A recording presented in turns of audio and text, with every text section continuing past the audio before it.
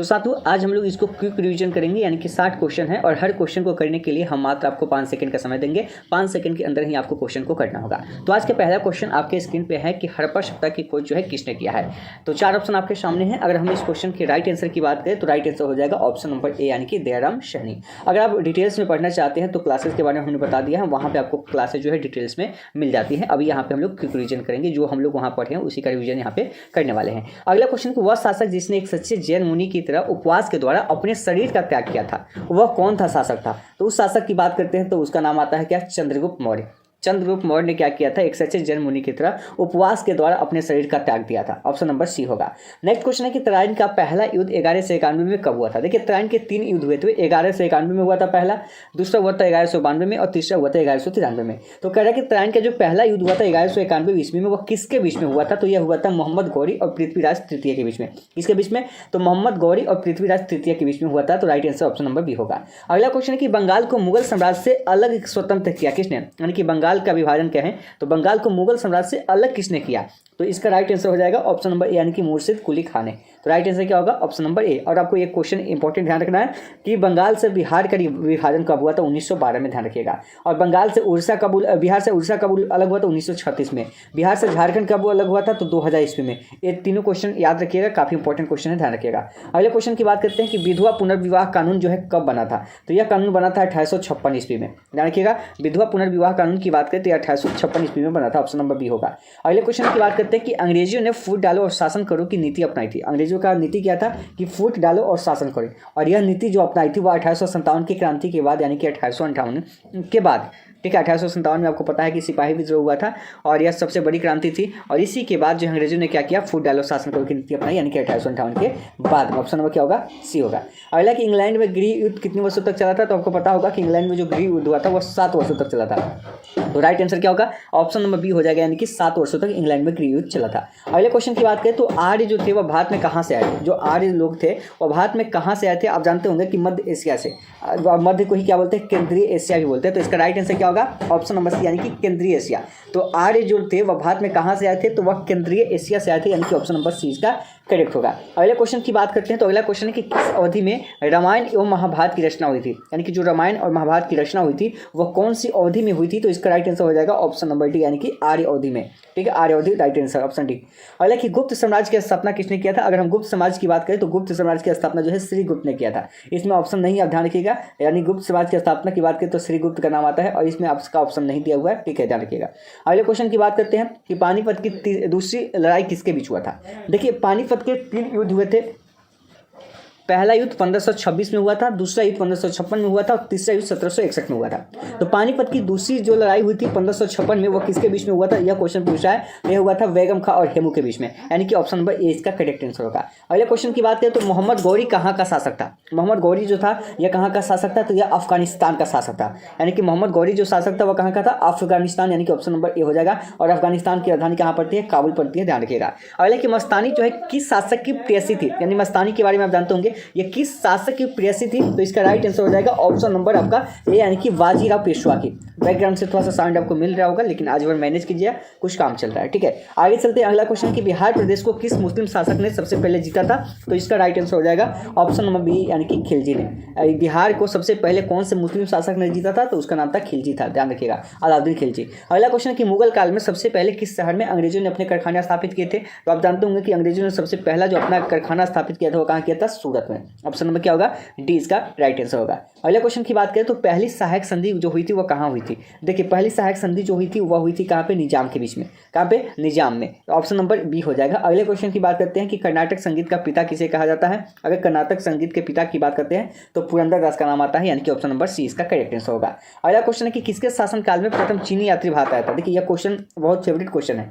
जब बात करें कि बीएड एग्जाम की बात करें तो इससे पहले जो आपका नालंदा ओपन यूनिवर्सिटी एग्जाम दिया करती थी उसके अंदर भी यह क्वेश्चन कई बार पूछा गया। तो इसका राइट आंसर जो हो जाएगा ऑप्शन नंबर बी, डी, यानी कि चंद्रगुप्त द्वितीय। तो किसके शासनकाल में प्रथम चीनी यात्री भारत आया था, तो उसका नाम था चंद्रगुप्त द्वितीय। अगला क्वेश्चन है कि निम्नलिखित मुगल शासकों में से किसे प्रिंस ऑफ बिल्डर्स के नाम से जानते हैं।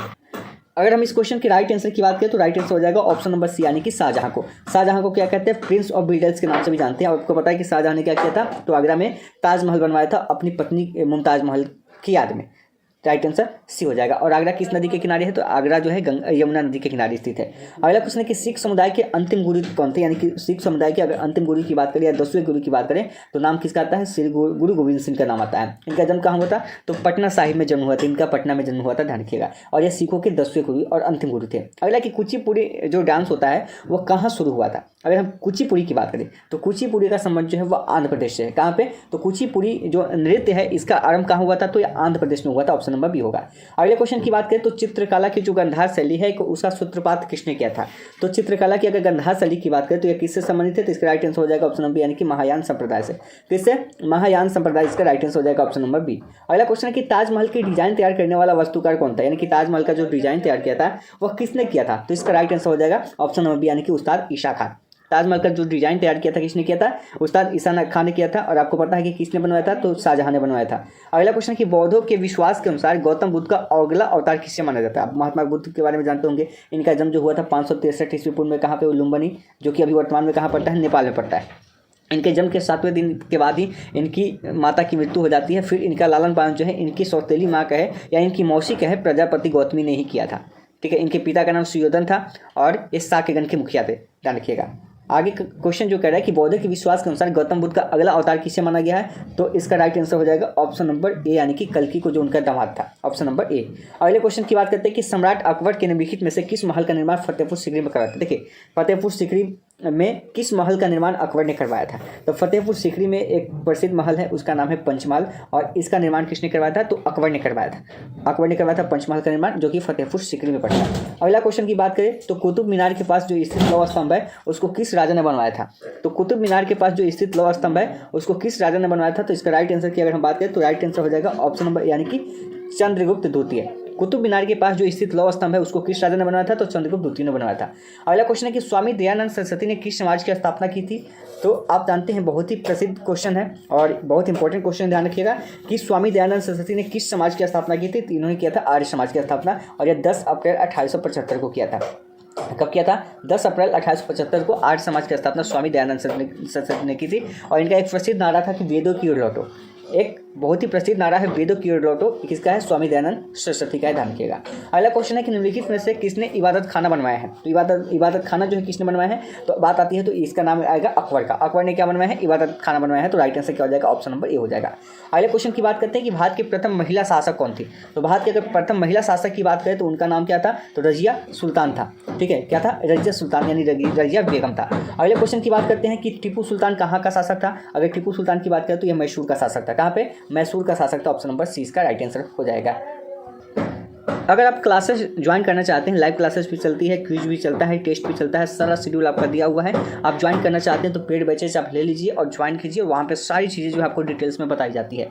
उसके अलावा बहुत सारी चीज़ें हैं जिसका बेनिफिट आपको वहाँ पे एप्लीकेशन पे मिलता है, तो आप ज्वाइन कीजिए, देरी मत कीजिए और जल्दी से जाकर ज्वाइन कीजिए। और कोई डाउट आती है तो नंबर दिया हुआ है, इस पर आप मैसेज करके जानकारी प्राप्त कर सकते हैं। अगले क्वेश्चन की बात करें तो भारत में प्रथम मुस्लिम आक्रमणकारी कौन था, यानी कि भारत पे आक्रमण करने वाला जो पहला मुस्लिम शासक था उसका नाम क्या था, उसका नाम था कुतुबुद्दीन ऐबक। यह कुतुबुद्दीन ऐबक था। क्वेश्चन एक बार फिर से थोड़ा सा देखने दीजिए। भारत में प्रथम मुस्लिम आक्रमणकारी, देखिए मुस्लिम आक्रमणकारी की जब बात आती है तो मोहम्मद बिन कासिम की बात आती है। किसका नाम आता है, तो मोहम्मद बिन कासिम का नाम आता है। कह रहा है क्वेश्चन की प्रथम मुस्लिम आक्रमणकारी, यानी कि भारत पे आक्रमण करने वाला पहला मुस्लिम शासक जो था शासक कौन था, तो वह था मोहम्मद बिन कासिम था। ध्यान रखिएगा, ऑप्शन सी होगा, बी नहीं होगा।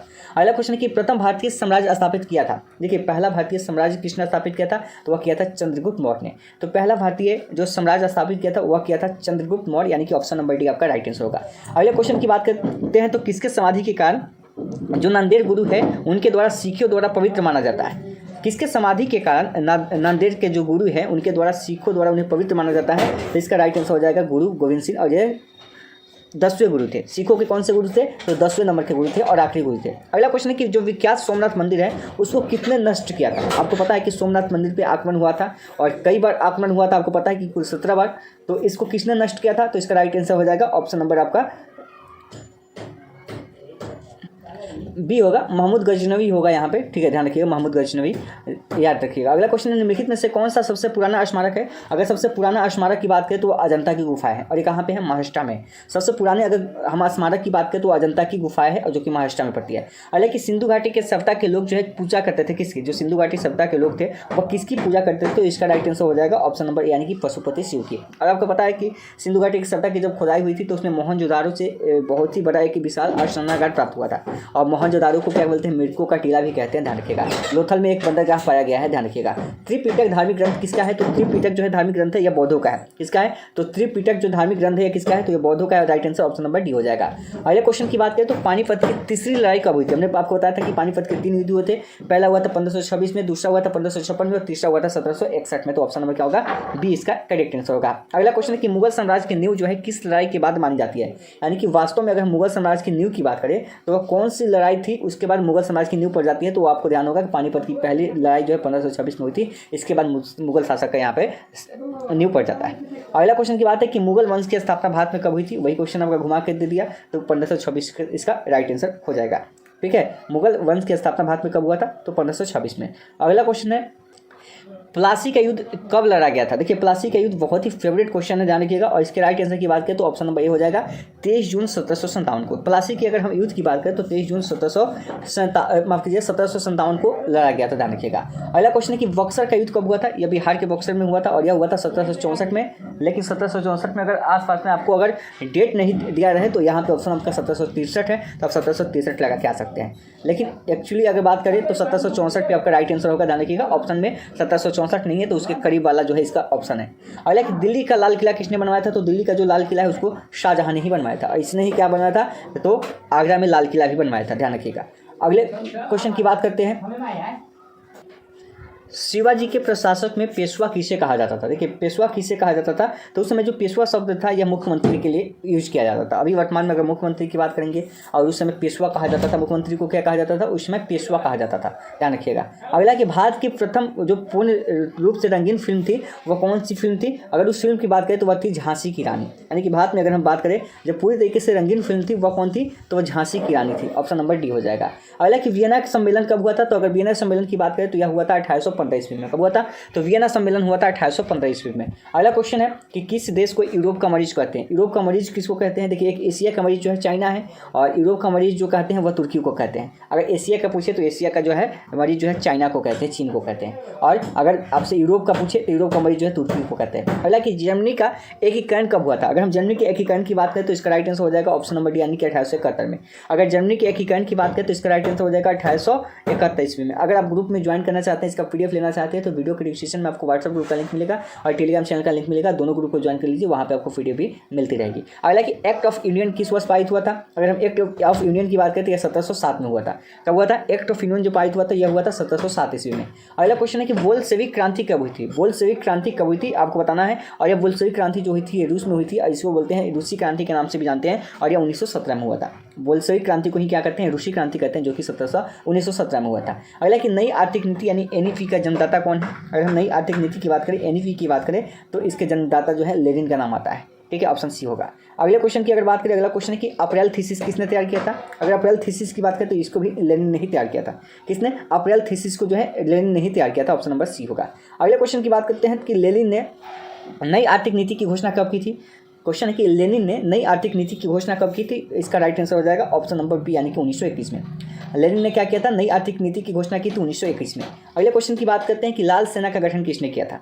लाल सेना का गठन जो किया था वह किया था ट्रोट्स्की ने। किसने? लाल सेना का गठन जो किया था वह किसने किया था? ट्रोट्स्की ने किया था, ऑप्शन नंबर बी होगा। नेक्स्ट क्वेश्चन की बात करते हैं कि भारत में अंग्रेजी शिक्षा की शुरुआत किसने किया था? अगर भारत में बात करें अंग्रेजी शिक्षा की शुरुआत की तो यह लॉर्ड मैकाले ने किया था। किसने किया था? भारत में अंग्रेजी शिक्षा की शुरुआत की बात करें तो लॉर्ड मैकाले ने किया था, ऑप्शन नंबर ए होगा। अगला क्वेश्चन है कि राजा राम मोहन राय को सरोकार नहीं था। क्या राजा राम मोहन राय किसका विरोधी थे? तो यह संस्कृत की शिक्षा का यह स्वीकार नहीं था। इन्होंने सती प्रथा की समाप्ति की, इन्होंने विधवा पुनर्विवाह की स्थापना की, ठीक है, ध्यान रखिए, और इन्होंने ब्रह्म समाज की स्थापना भी किया। अगला क्वेश्चन है कि जालियांवाला बाग हत्याकांड के लिए कौन सा जनरल उत्तरदायी था? यानी कि जो जालियांवाला बाग हत्याकांड हुआ था वह 13 अप्रैल 1919 को हुआ था, ध्यान रखिएगा। और यह पंजाब के अमृतसर में हुआ था, जहाँ पे जनरल डायल ने क्या किया था, गोली चलाने का आदेश दिया था, जिसमें 1000 लोग जो है मारे गए थे, ध्यान रखिएगा। तो ऑप्शन नंबर सी हो जाएगा जनरल डायल। अगला क्वेश्चन है कि प्रथम मैसूर युद्ध किसके बीच लड़ा गया था? जो पहला जो मैसूर युद्ध हुआ था वह किसके बीच में हुआ था? तो यह हुआ था ब्रिटिश और हैदर अली के बीच में। किसके बीच में? हैदर अली और ब्रिटिश सरकार के पास में हुआ था, ठीक है, ऑप्शन बी होगा। अगले क्वेश्चन की बात करते हैं कि सती प्रथा पर प्रतिबंध लगाने वाला कौन था? यानी कि सती प्रथा का विरोध करने के बाद उस पर प्रतिबंध लगाया गया था, और प्रतिबंध किसने लगाया था? तो ये किया था लॉर्ड विलियम बेंटिक ने, ठीक है। और इसमें योगदान किसका था? राजा राम मोहन राय का, क्योंकि उन्होंने ही आवाज़ उठाया था। अगला क्वेश्चन की बात करते हैं कि किस वर्ष में म्यांमार भारतवर्ष से अलग हुआ था? यानी कि म्यांमार जो है, अभी आप उसको देखते हैं तो उसका नाम क्या है? वर्मा है। म्यांमार को क्या कहते हैं? वर्मा कहते हैं, ठीक है। किस वर्ष में म्यांमार भारतवर्ष में अलग हुआ था? इसका पुराना नाम क्या था? वर्मा। अभी क्या है? म्यांमार है। तो इसका राइट आंसर क्या हो जाएगा? ऑप्शन नंबर इसका सी हो जाएगा, यानी कि 1937 में। तो भारतवर्ष से, यानी कि भारत से ही टूटा हुआ है। भारत से बहुत देश टूटा हुआ है, पाकिस्तान हो गया, फिर उसी में आप बांग्लादेश की बात करें, सब जो है, भूटान हो गया, ये सब भारत के ही अभिन्न अंग है। यानी कि अखंड भारत की बात आती है तो यहाँ पे सभी देश आ जाते हैं। खैर उसकी चर्चा भी हम नहीं करेंगे। जो 60 क्वेश्चन था, इंपॉर्टेंट क्वेश्चन था, हमने आपको 60 क्वेश्चन जो है यहाँ पे पूरी जो है तरीके से करा दिया है।